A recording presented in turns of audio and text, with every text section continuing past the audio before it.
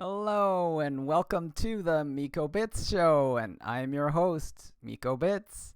Today I have another exciting show for you. I have Stani from AAVE, so we're really looking forward to understanding more about the DeFi revolution from someone who is clearly doing a great job. But before we go there, I just wanted to say this program is opinion only and for only information and entertainment purposes. It is not intended to be investment advice. So seek a duly licensed professional for investment advice. And without, just before we get into it, a quick message. Before we start, if you're interested in Bitcoin and blockchain, please consider clicking that subscribe button and also click the bell so you can get notifications about future videos that I might post. Thank you. Okay, and now it's Stani. Welcome to the Miko Bits Show.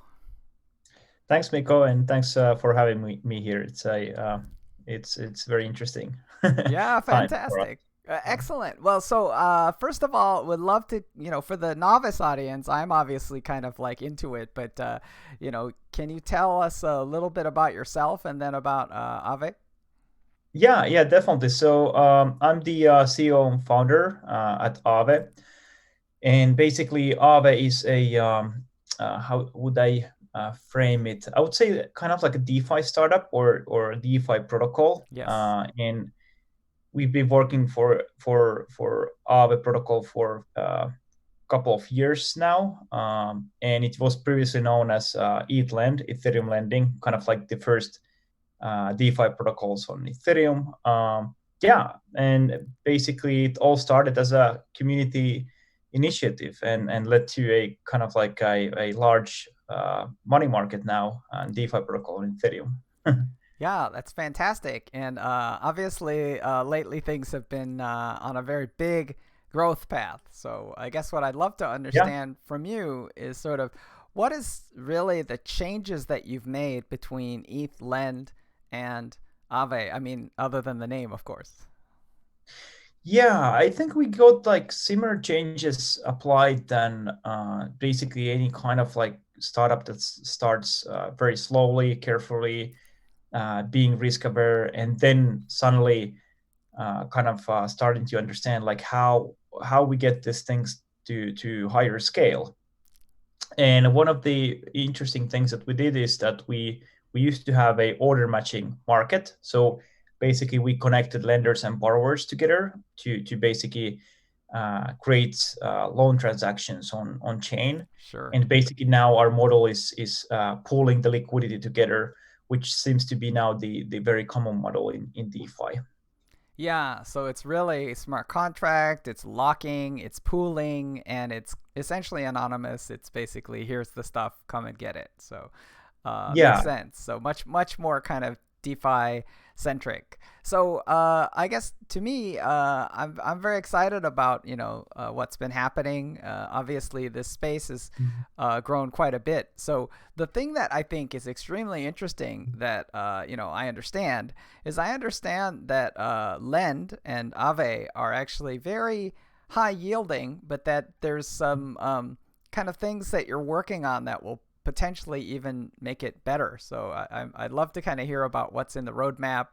What are you planning, especially for people who are interested in yield and yield farming techniques?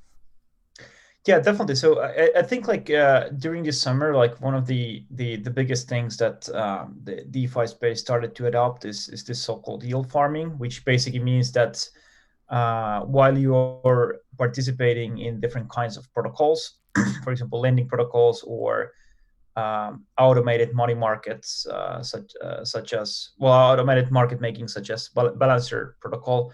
What's interesting is that you're kind of like at the same time collecting participation incentives, which is usually in the form of tokens. Yes. Now, what's interesting for kind of Aave is that we definitely want to have a bit of similar path in terms of rewarding liquidity providers for bringing in their capital and creating the market for borrowers. But for us, what's even more important is kind of like provide the safety net for the depositors to deposit. And one of the things that we're doing in this, our kind of like a governance and Abenomics, which is basically our tokenomics upgrade, is not just incentivize the liquidity providers, but also allow token holders to deposit into a safety module, which basically is used, and then they're depositing the native token that we have, which is basically used as a kind of like a security deposit for the liquidity providers in case there is some sort of shortfall event, such as like smart contract hack, a bug, or failed liquidation. Kind of what we saw with Maker System having in Black Thursday a few months ago. Yes. And that's the kind of like a thing that we want to try to embrace, that basically it's not just about getting yield on your liquidity, but also we need to somehow provide safetiness, and that's kind of one of the things to scale the industry. That's fantastic. So, and you're talking specifically about the Lend token? Yeah, exactly. So basically there's going to be a migration process where we are basically upgrading the technical parts of our smart contract, and there's going to be basically migration from the Lend token to AAVE token. But basically, what's interesting there is that the kind of like idea is to not just do a technical upgrade, but we're also moving from a governance model where the team has developed software, open source software for the public, and now we're basically shifting the ownership of the protocol to the token holders. And that's very crucial on every kind of like a DeFi protocols, to follow this path and have clear vision on when it's going to happen, and what are the steps to move towards decentralization. Yeah. So, when you talk about sort of securing the financialization of the contract under unusual circumstances, it gets close to the idea of insurance. So I'm wondering, Mm. like, how something like this mechanism would compare to something like Nexus Mutual, or what's your perspective on this approach? Yeah, basically, I think Nexus Mutual is a good example where you can kind of like buy cover for your deposits. And the kind of thing is that Nexus Mutual has a limit on the risk that they can basically bear. Yeah. And what we're kind of doing, like you can also take a Nexus Mutual insurance when you're depositing into AAVE, which is very, very cool. And basically what we want to do with the Lend token is we want to allow the token holders to basically bear risk of the protocol. So they basically taking kind of like skin on the game, putting skin on the game to taking the risk of the product itself, which is kind of like the same thing as when you're buying any kind of share of a company, or basically participating in some network. You are actually doing that the very same thing, because you're kind of like betting that the products or the services are actually good, and basically worth of your kind of like allocation of capital or time or whatever. And what we want to do with the Lend token is we want to kind of reach a level where we allow this kind of like risk-bearing functionality for the token holders, but also with the staking module, we allow some of the token holders to kind of like bear additional risk by staking.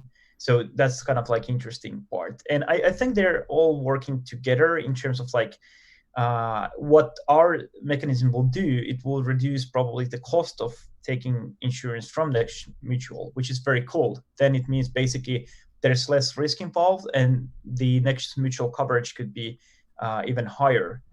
So that's very interesting. I'm personally very excited about what you're describing because I made a short video about this complexity theory model, and it's called the self-organized criticality.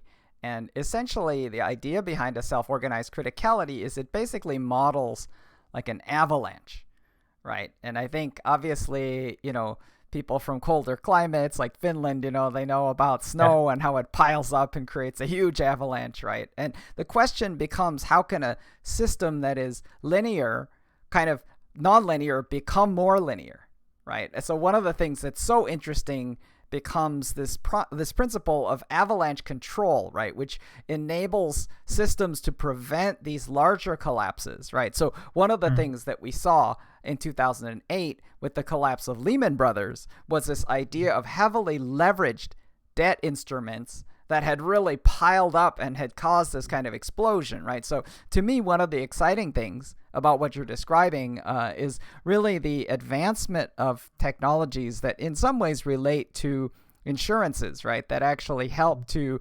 mitigate these potential kind of Black Thursday style events. So, I think it's quite interesting.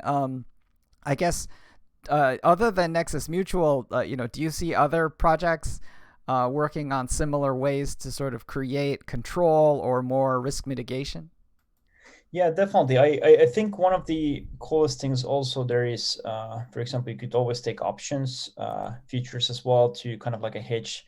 And there is kind of like some sort of like credit default swaps you could actually do on Yeah. chain, but that's something that hasn't been developed that much.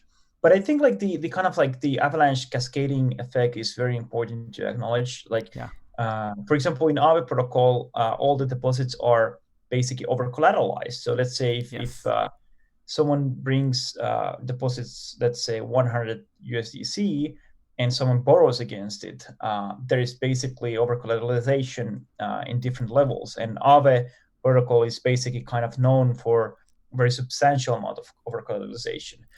But the thing is that there is moments where the valuations of those collaterals will decrease substantial, like the Black Thursday event. Yes. And what happens is that at that point, you kind of need to have mechanisms to ensure that if something happens, that there's some sort of like a backup plan. And that's like what we are trying to achieve with the staking and the minting facility, and kind of like the building backstop module to buy any kind of like a slashed tokens from the stake or minted tokens out of the market by those depositors. Kind of like, and I think what's interesting about like the Nexus Mutual is that basically you just reduced kind of like that exposure and have different kind of risk transfer mechanisms. And I think over the time we'll see more and more just evolve because like I think we're just so early and the technology is new, the kind of like assets are new, and even like asset classes if you think like cryptographic assets, but pretty much like the economics apply pretty similarly. And I would see like still that even though we kind of have this kind of like a challenges, there's so many good things about DeFi. For example, like you have the transparency. Yes. So if you look at 2008, there's exposure everywhere, right? But then you kind of don't know the exposure of the counterparty because like if there's reporting, it's not that kind of like real-time reporting. And also besides that, it's difficult to say how transparent it is when in DeFi you basically have all the information auditable by anyone. Yeah. So when you talk about backstopping, the thing that I'm thinking about is ideally some kind of like relatively stabilized asset that's kind of broadly Yeah, accepted, right? So in the case of 2008, the backstop was the United States Federal Reserve with quantitative easing, yeah. right? And obviously infinite money printing, right? So this is, one form of backstop. So, but when you're describing a backstop, like to what extent is there a role for something like a stablecoin reserve, and how does that kind of mechanism, because what you're really talking about, for example, is price exposure on ETH, right? So when you think about Black Thursday and what happened with Maker, right, there's really ETH exposure is just one example, right? And obviously the price of the native token is another different exposure, right? And these can experience kind of radical price shocks, right? So historically, over the period of time since 2008, the relative stability of US dollar, so US dollar backed stable coins tend to be used as such a stabilizing mechanism. But the reality, and it's why projects such as Libra have described this idea of a basket, which is actually more common, including things like gold, more common in central banks. So to me, what the question that I have for you is kind of like, how does AAVE think about kind of backstopping, and how does it think about baskets and diversification of the reserve, and is the reserve kind of intrinsic function, or is it something that AAVE thinks of itself as in an active role of? Yeah, it's a very interesting perspective actually, because I think in terms of like stable coins, like you can diversify. There's so many levels of diversification that you need to apply, because there's also like the kind of like inside of a network, basically on what kind of diversification you want between stable coins, because there's USDC, there's Yes, USDT, for example. Then there might be True USD. So you have these different stable coins there, and they all have their own inherited, like basically smart contract blockchain risk and the true. underlying network risk as well. Yep. But then again, they're all pegged, as you said, into US dollar. So one of the interesting things we saw like this year, and especially like uh, Thursday, but because of the COVID and everything, is that basically when the stock market went down, the crypto market basically followed it, and there Yes. wasn't how usually it has been seen that basically crypto, especially like Bitcoin, is kind of like a safe harbor maybe in this kind of situations, but it basically acted completely opposite, and that's pretty interesting because it is a speculative asset, so it kind of like made sense. And basically, when USD is going down on valuations and against stronger economies, that's like very problematic thing. And I think the kind of like I remember also like basically before kind of like the DAI, which is the MakerDAO stablecoin, Sure. they one of the first versions was to basically peg the DAI into basket of currencies. Yes. And one of the things that was difficult was that then it's kind of like easy to measure like what's like the correct value of it, because it's easier to be 101 to USD and so forth. But I think it's a big problem, the kind of fact that we have stable coins in USD, but maybe this problem is solved by having stable coins pegged to other currencies than USDC, and then have like a derivative currencies on top of those that basically have some sort of like an average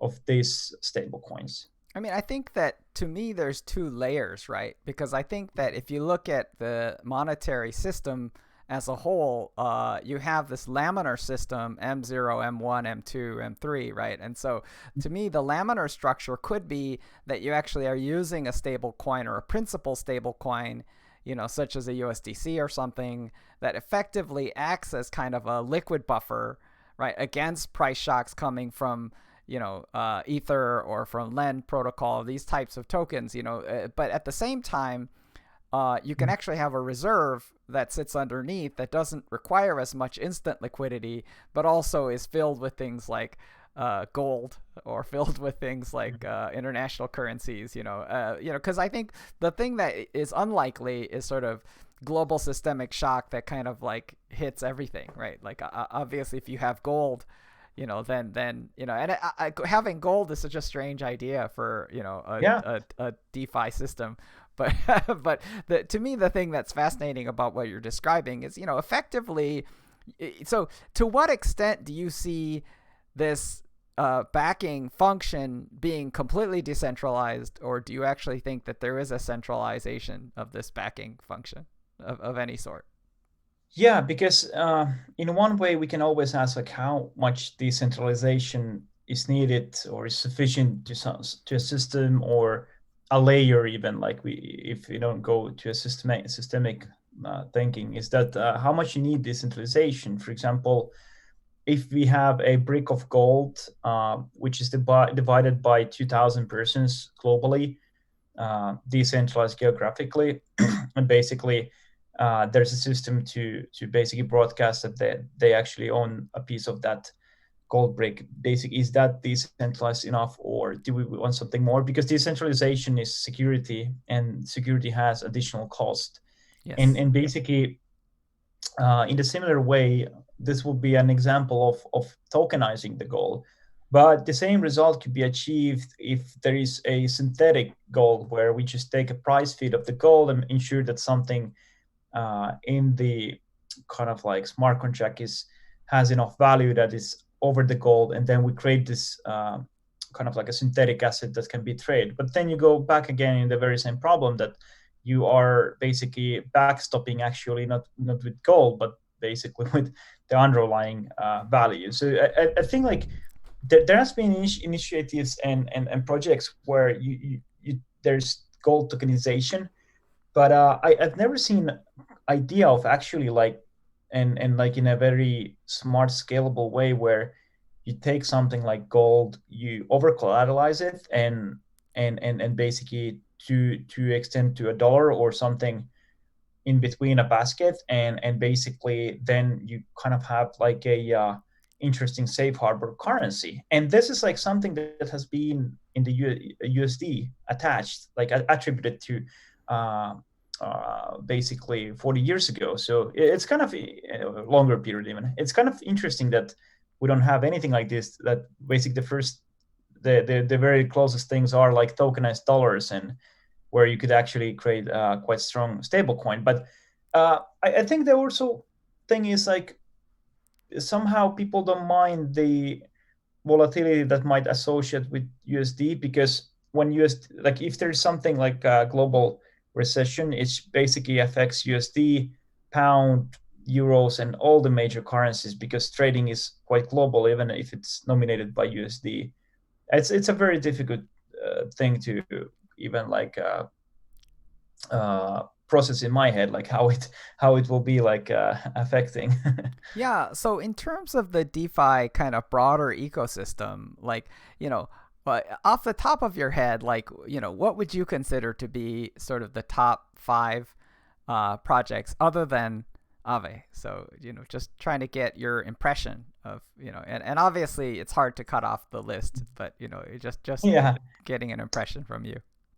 yeah, I definitely like I like what we're doing, but we haven't been in top five that long. But so it's kind of easy to find other projects. I really like what the Balancer team is doing with the kind of like automated market making facilities, and it's a smart way of actually creating liquidity and pulling it out in a way that basically everyone can have permissionless access, and a way to create their portfolios and also kind of like get trading fees based on what they're holding in different portfolios. That's like super smart thing. Other stuff I like, uh, yeah, and it's smart because actually like it pulls out liquidity from like centralized exchanges as well. So kind of like we've seen now quite big volumes in different exchanges that are basically something that reminds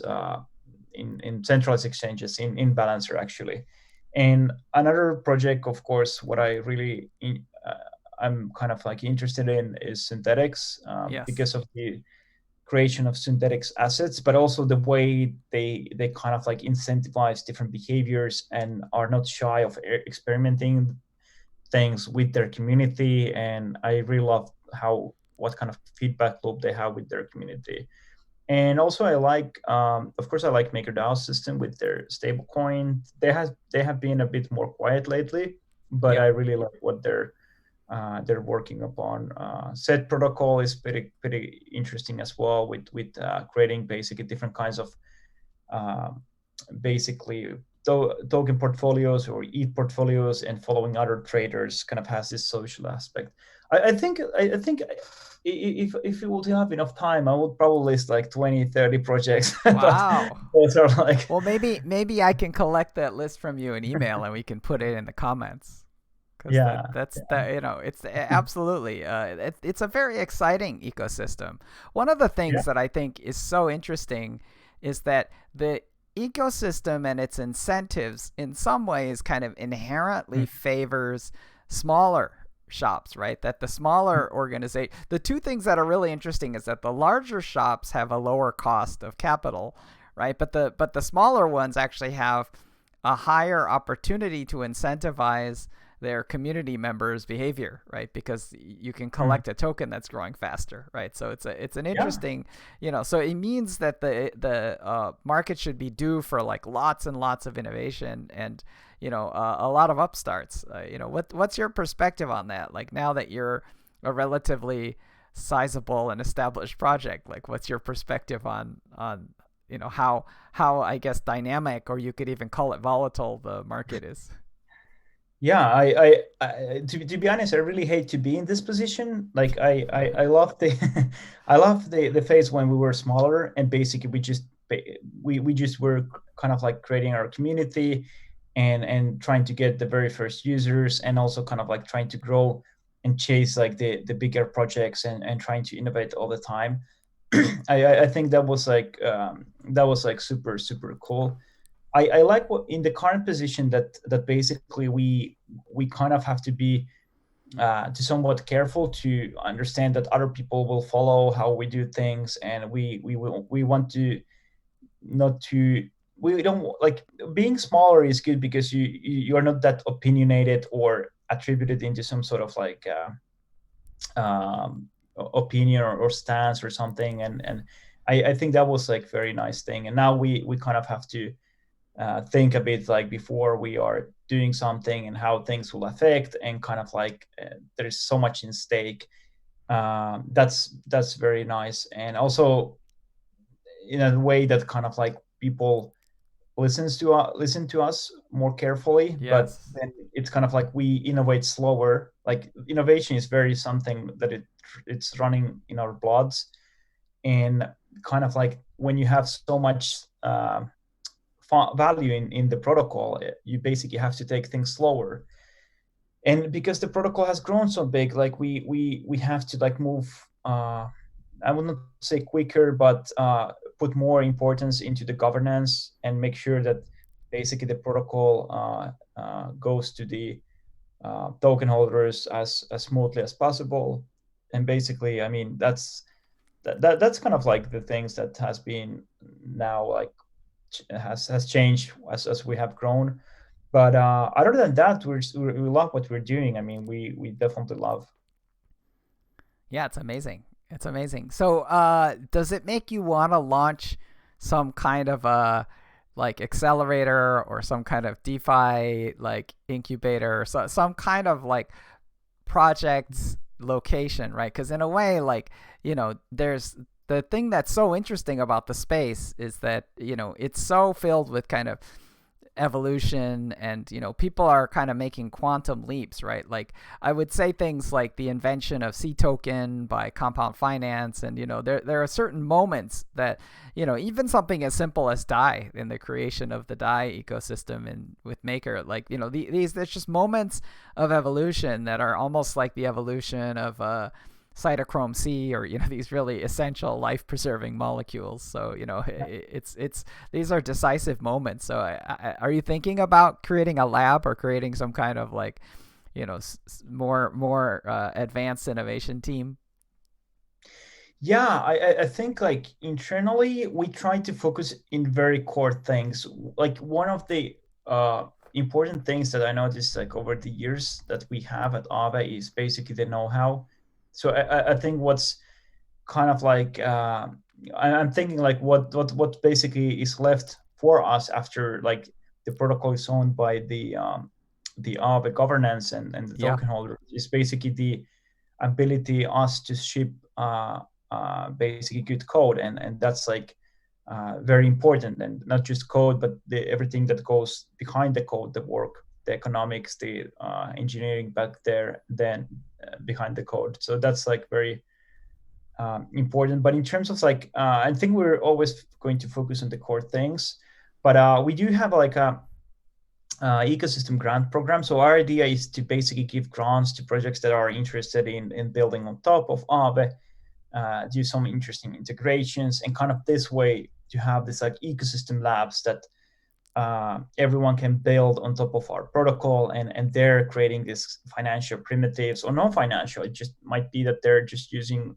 Aave and the liquidity, the kind of like DeFi backbone liquidity in their project, could be e-commerce or something. So I think like we would see ourselves positioning more on like letting the community and community developers to kind of come up with new projects and help them in the ecosystem, get people involved. And I think that works quite well because there's so many opportunities and so many room for smart people. So I think that is the way to kind of like expand this space. And there's just the fact that we can't build ourselves everything. So that's Sure, also a sure. limitation. So one question that's really interesting to me is, earlier you mentioned that on Mondays that ETH prices are higher, and obviously people are coming from the weekend and they're trying to get back into the markets and things, and so I guess my question to you is more about kind of platform scalability, like how do you see this kind of the ETH one, and how do you see sort of is there more scalability headroom for this platform, or how do you see the evolution from a platform perspective?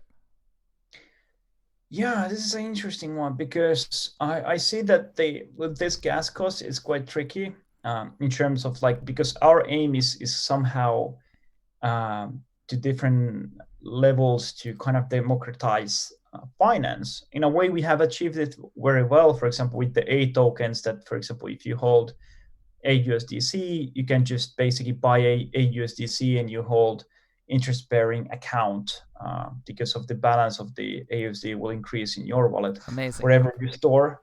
So in that way, like we are like helping regions where kind of like a crypto dollar savings account makes more sense than the local currency or the local banking system, and that you might not trust so much, or some difficult Yeah, it's accessibility. amazing.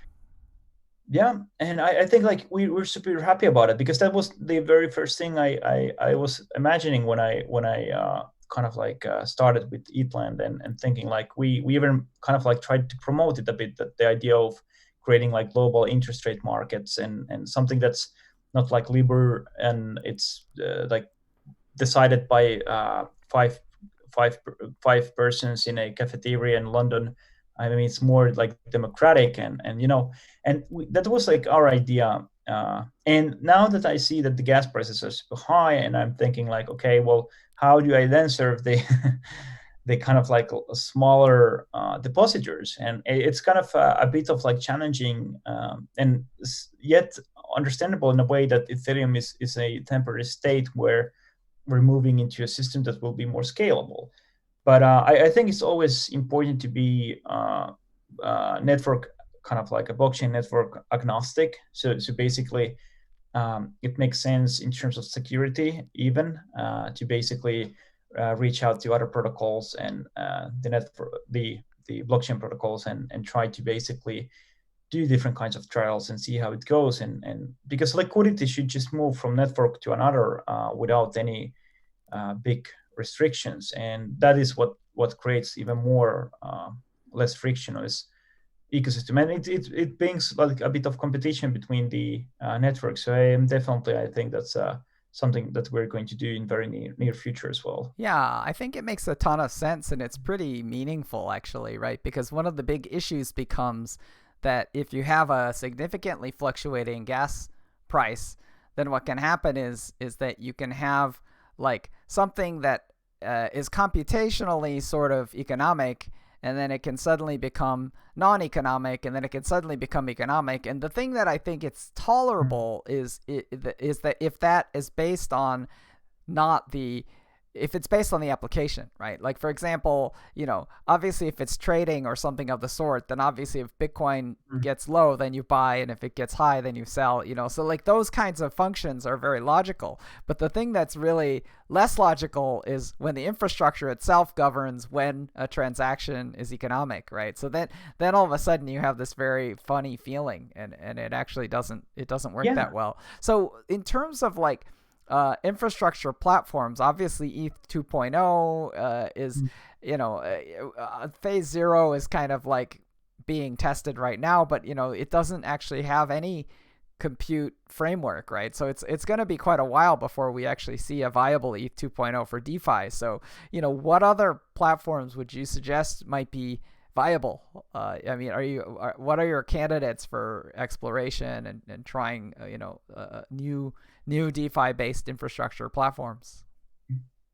Yeah, I think we're looking quite a lot into Polkadot. That is basically Okay. one of the interesting ones. Cosmos is quite interesting for us as well. Yep. And we recently have been engaged with Near Protocol. That is also kind of like an interesting thing. We're quite early in terms of like cross-chain stuff. But it's something that we are researching quite heavily, and I think it's quite interesting. Like also like the layer 2 solutions and side chains. Like there's much of like things that could be done. Like the positive thing is that we don't have like trading, so kind of like the actions are limited to deposit, withdraw, basically borrow. So not many actions if you're doing like average transactions. You might deposit once as a regular user, withdraw maybe after 6 months, and so forth. That's like regular behavior. But then we have also like DeFi super users that basically deposit and withdraw on a daily basis in large amounts, and kind of like in some of the amounts, the gas eats quite hefty amount of the well, adds basically transaction costs. And I really think that it shouldn't be this way. We do have similar situations in traditional world where basically kind of like infrastructure level things are volatile, such as, for example, oil. So it affects almost every product on the market one way or another, It's like and that's a kind of like, literal gas prices. yeah, exactly, and that's problematic, and kind of like the difference between, of course, oil is in one way that there is kind of like a cartel as well at the same time, and then kind of like it's unsure like what are the resources in the market, and the consumption is definitely something you see. But in terms of in terms of like ETH 2.0, I think if things go well, it will really be quite interesting experience.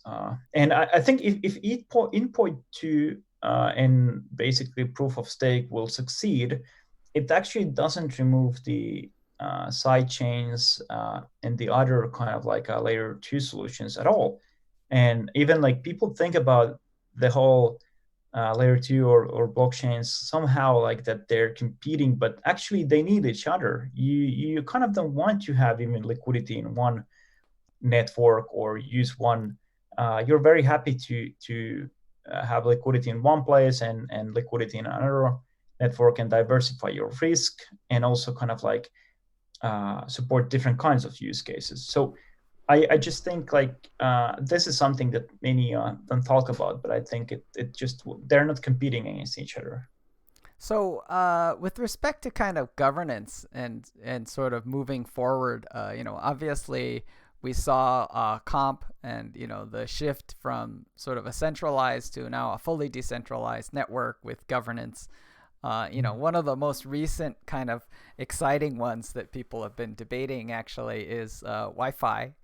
And Mm. so I'm kind of wondering what your take is on that one. It's controversial. It's a very interesting token, and obviously it's purported to really only be there are 30,000 units in existence, and it's purported to be sort of a governance only mechanism, right? But at the same time, I think there doesn't appear to be another token that really represents the project value. So at the moment Mm. it's about $80 million worth of governance. So it's a pretty interesting situation.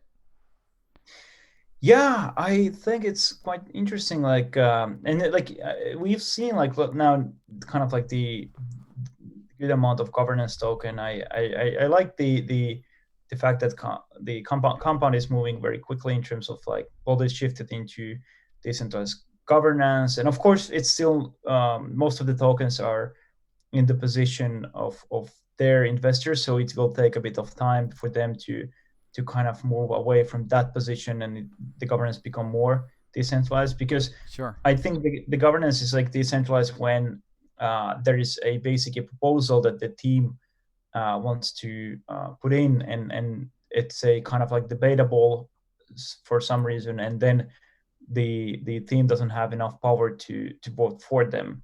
And I think that's kind of like a good idea.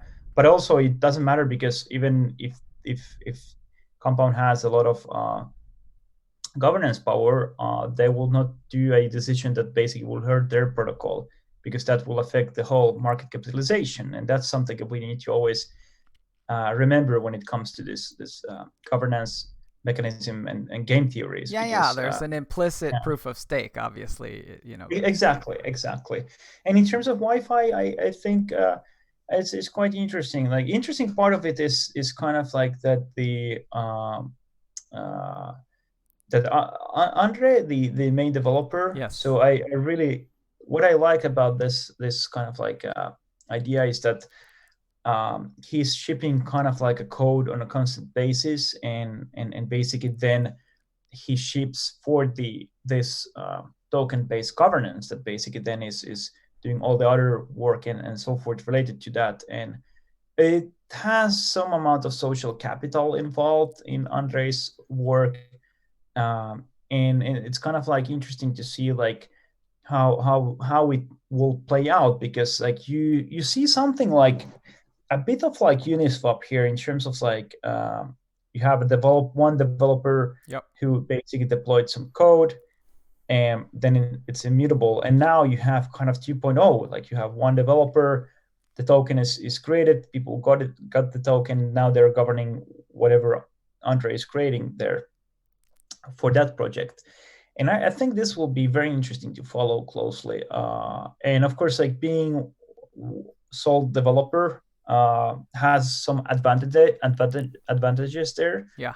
I mean, especially like if you get other community involved into helping in other parts and so forth. But I just see like the Uniswap 2.0 thing here and getting a lot of traction that way. And yeah, I like it. I really I've been always a fan of what Andre is doing, and basically I also like kind of like his style, in sense of that he doesn't want anything for himself, in a way that basically many of the projects are thinking like, well, how you incentivize, let's say, the founding team, or how do you incentivize, like, the idea is not to worry about that, just focusing on shipping code. And that's like something really cool. And yeah, I think it's very fascinating. Yeah, he has a very kind of a pure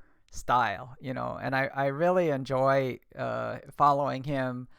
He talks about like when he launched the governance token, he said it has zero value.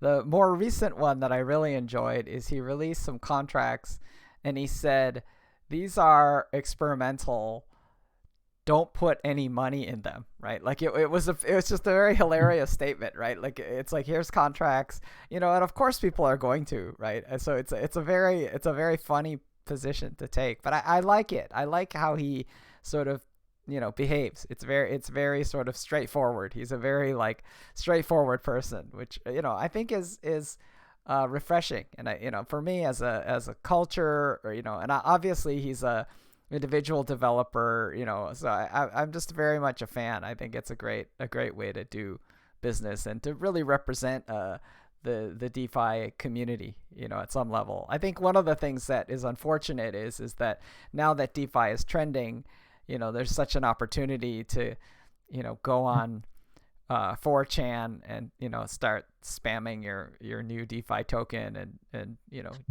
there's so many kind of scammy ways to make money, and Yeah, but the good part is I think like if you remember like the 2017 and so forth, like yeah. it's very hard to be DeFi like, and kind of like market as DeFi not being DeFi, because there's certain characteristics like involved, like the non-custodial part, Yes. the transparency on it. If, for example, in the Ethereum chain that is by default, and basically the governance part. And there's so many things that are attached into it, and they're like very serious characters. So kind of like it's very difficult for a project to launch something and basically call themselves DeFi Yeah, if they I, are. I, I agree. I agree. And there's so many measurements that are transparent, right? Like things like lock contract value, so you can start to Mm. really like measure kind of value creation with some fairly specific mechanisms that at least indirectly measure kind of total trust in these contracts. So, quick question, which is, one of the big issues in DeFi that kind of slows the market down quite a lot is sort of audits and security auditing. So, like, what's your position on this, and how much effort is proper? Because obviously different organizations have much different attitudes about audit. Yeah, I mean, there's kind of like basically there's different kinds of procedures and protocols that you follow before you go to mainnet, depending on like what do you estimate in terms of usage, who are your users, and what kind of response you're looking for. And I think in case of AAVE, we basically did a couple of audits, and then after that we a big ones, and then we partnered with a bigger auditor firm, basically to do kind of like an ongoing basis of audit, internal training, and also Which kind of which firm are you working with? so basically we're almost working with everyone. So Okay. currently, our previous audit was Trails of Bits, Open Zeppelin, Yep. Consensus Diligence did a couple of ones, and Okay. we're working also with Certic, Backshield. Great. Wow, Great. there's a lot. Like we try to also like be very democratic giving audit work. They're very expensive, but also like Sure. we don't want to give the work to one or two firms. We try to kind of like spread around the work as much as possible, so we Makes have sense. enough like audit quality in the industry. It's a small thing, and kind of I think it's just very good. And if there's any independent auditors, we really would like to support them, and that's something that is quite important for the industry. Wonderful. And I think, yeah, there's different things related to that. And also, like, one of the important part is formal verification. So that is something we're doing quite recently. So we basically formally mathematically verify the code. So basically what kind of outputs a specific property can make.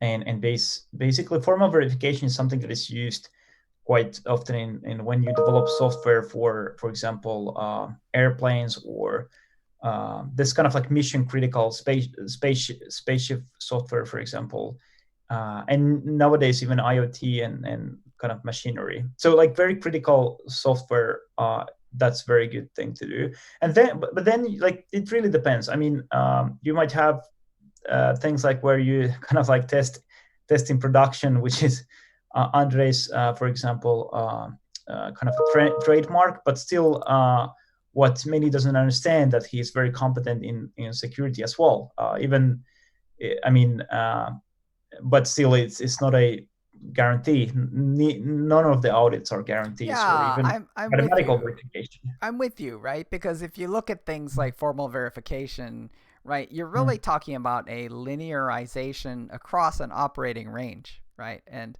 the operating Yeah, ranges are actually the key because, yeah, if something is exceeding tested ranges, then it becomes nonlinear, right? And that's kind of ultimately, the thing that I think is extremely complex about that kind of approach, when it comes to sort of verifying proof of stake and economic activity, is that really what happens is that you can't actually successfully define the game in which theoretically the actor is playing, right? Because the world is an open world system, right? So yeah. someone could easily participate in what appears to be self-destructive behavior, but there may actually be some kind of an extraneous factor that you just haven't taken into account.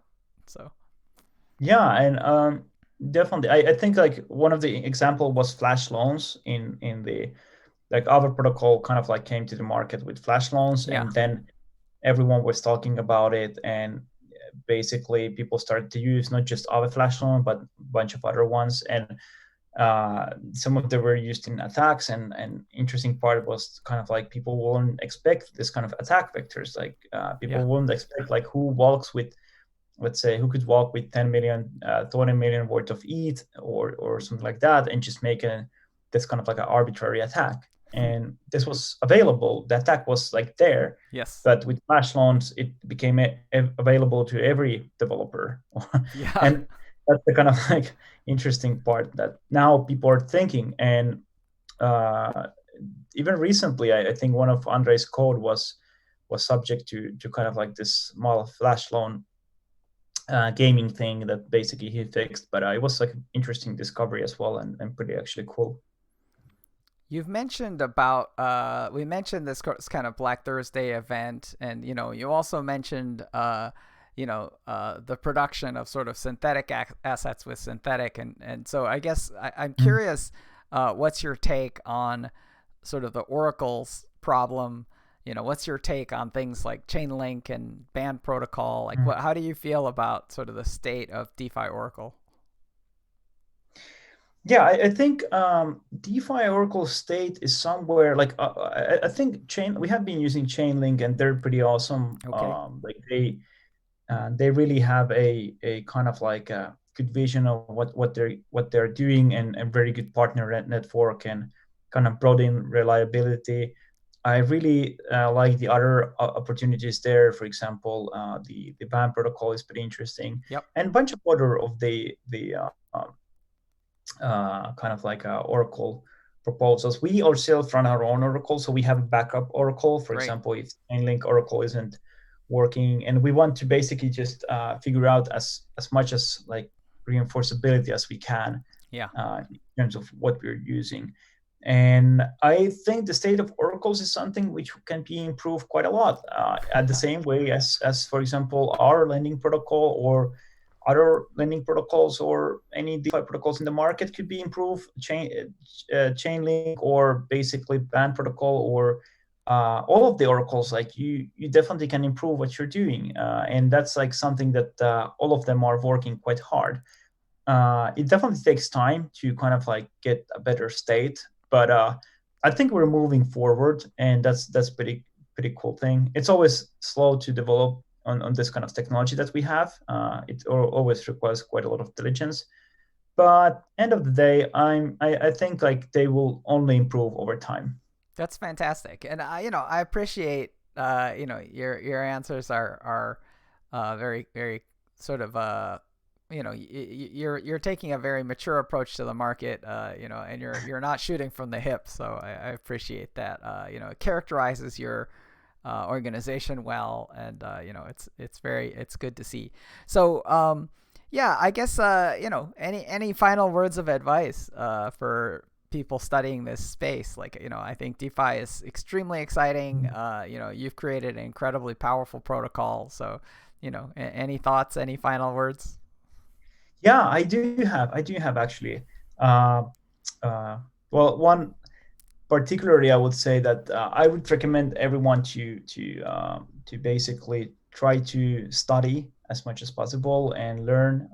DeFi is not about actually using something. I think the usage is secondary. It's all more about education, learning, and it feels like sometimes that you as an end user, you don't need to learn, or like it should be easy to you to kind of participate just only, but it will be too easy. I mean, like when we are participating banking system, using computers, doing whatever, we're always like learning something, and there is a particular learning curve in DeFi about like what does it mean, like basically having smart contract, the non-custodial aspect, and those are things that are worth to kind of like explore and learn how they work, how the protocols work. And I think when everyone takes that learning curve, we're much better state in adoption, because we have more people to actually telling like what's right and what's not.